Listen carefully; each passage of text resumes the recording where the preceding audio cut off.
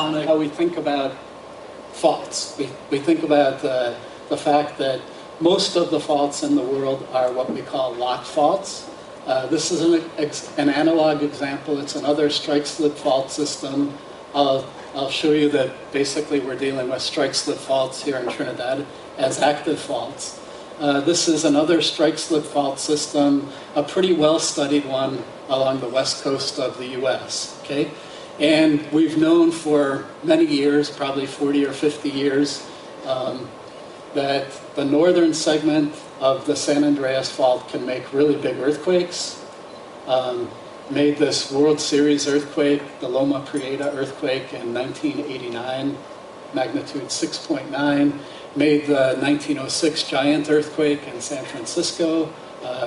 We learned a lot about earthquake geology and earthquake seismology from this earthquake, but it caused a lot of damage in the city of San Francisco.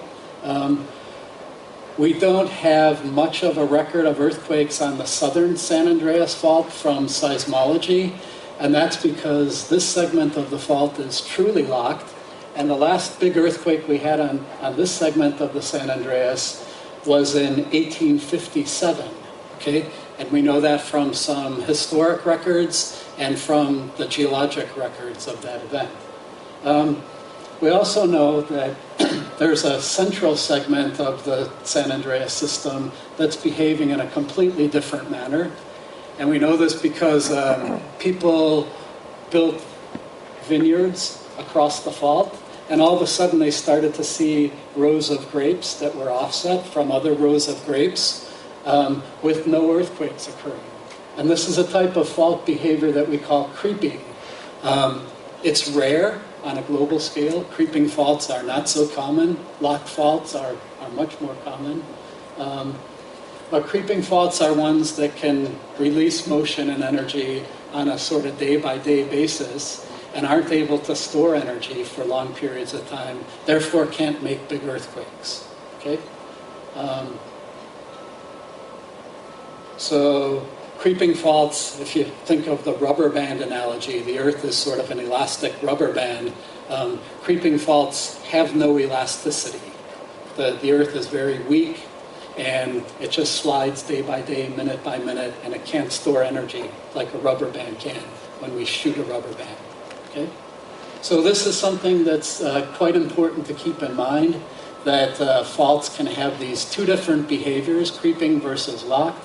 Locked faults tend to be the most common types of fault in the world, and creeping faults are relatively rare, but do occur, okay? Especially creeping strike-slip faults. This is not the creeping segment of the San Andreas, but this is a fault that's part of the San Andreas system, a little bit east of San Francisco. There's another fault in the system that's called the Hayward Fault. And this is a fault that was thought to be a creeping fault, completely creeping. You can see sidewalks that are bent in a right lateral sense. So notice that if we're standing here, this side of the fault has moved to the right, and the same in this case. So this is a right lateral strike-slip fault that's part of the San Andreas system. It was thought to be a creeping fault until relatively recently, when some GPS work was done and some other geodetic techniques in SAR. And now this fault is thought to have sort of a hybrid behavior, about 75% creeping, 25% locked. So now it's believed that the Hayward Fault can probably make magnitude 6 or 6.5 earthquakes. It's not completely creeping. This fault passes right through the football stadium at UC Berkeley. Okay? And we can see creep offsets on the stadium. We can see creep offsets on a number of cultural features along this fault. So this is how you tell a creeping fault in the field. Man-made features that are built across the fault then tend to be offset. The older those features are, the bigger the offsets, and we don't record even small earthquakes on these faults because they don't store energy. Okay? So these are friendly guys, right? They're sort of nuisance faults. They can offset your football stadium, they offset City Hall in the city of Hayward, but they don't produce large earthquakes. This is a pretty simplified model, creeping versus locked faults. And we're starting to get a more robust view of the kinds of earthquakes that can occur from not strike-slip faults like we're dealing with here in Trinidad or in Haiti, but from subduction zones. So I use this as an example, not because we're living on a subduction zone here, but simply to let you know that we're now starting to learn about different types of fault behavior from just simply locked faults and creeping faults. So there are locked faults that occur on subduction zones, shown in red up here. So we've got one plate that's sinking down beneath another plate in the subduction zone. This is just a cartoon.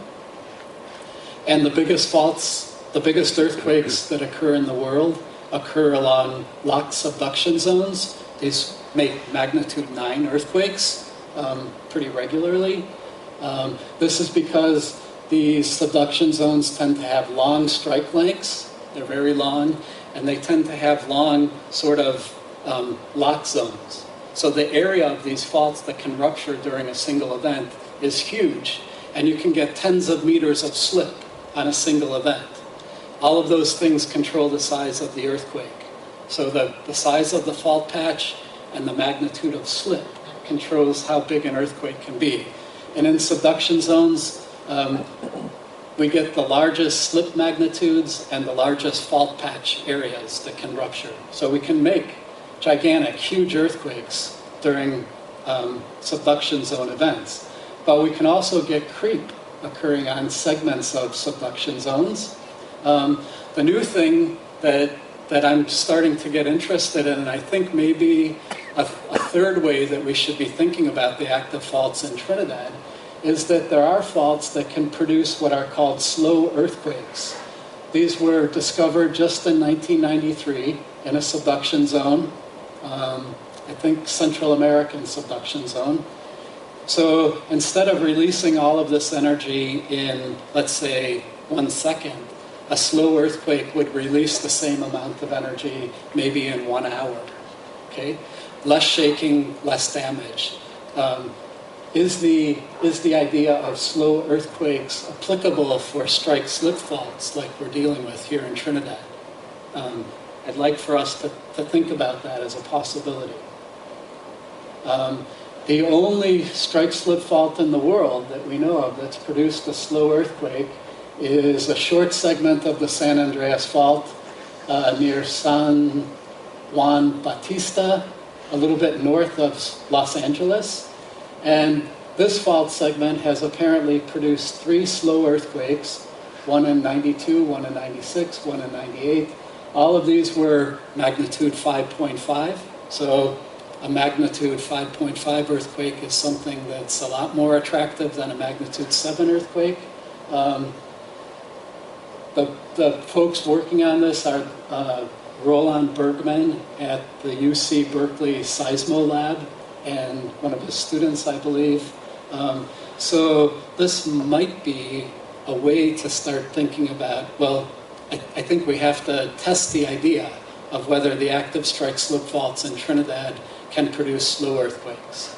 And the way to test this is using a robust network of not only seismometers and GPS stations, but also using things like creep meters and alignment arrays. So I'm hoping that this team of researchers can get together and we can write some proposals to try to instrument the Central Range Fault with this type of instrumentation. So we can test the idea of whether the Central Range Fault is capable of making slow earthquakes.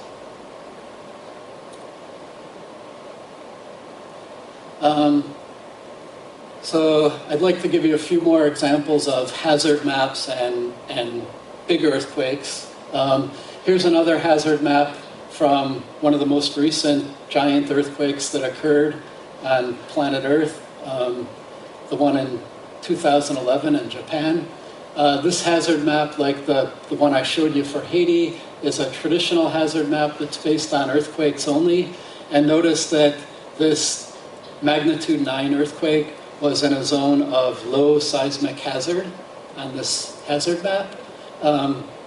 So I think another case of a seismic hazard map that's very precise, but maybe not so accurate. Okay? Just to let you know that North Americans can really screw things up too. We have a big